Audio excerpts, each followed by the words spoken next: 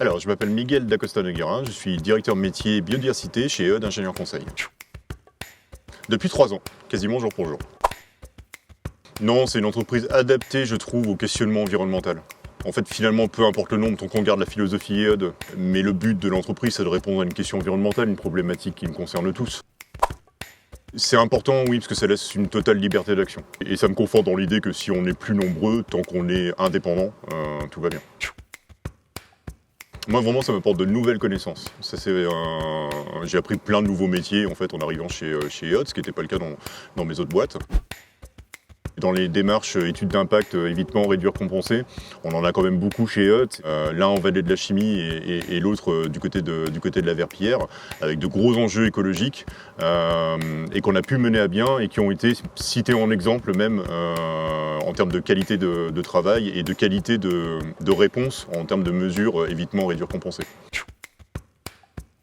Tout le temps. On parle de la diversité du vivant déjà, donc impossible de tout apprendre d'un seul coup. Il y a l'aspect multimétier chez EOD qui oblige à apprendre de nouvelles choses.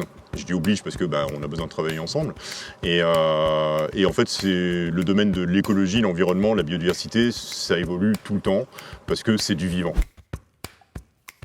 Il y a certains loisirs qui sont liés à mon métier, puisque c'est un métier d'abord que l'on fait par passion. D'ailleurs, on ne le fait pas en métier à l'origine, on le fait en loisir. Et puis pour toutes les autres activités, que ce soit la musique, la photographie, les sorties, bien sûr, il y a pas de, ça se fait très bien. Ouais.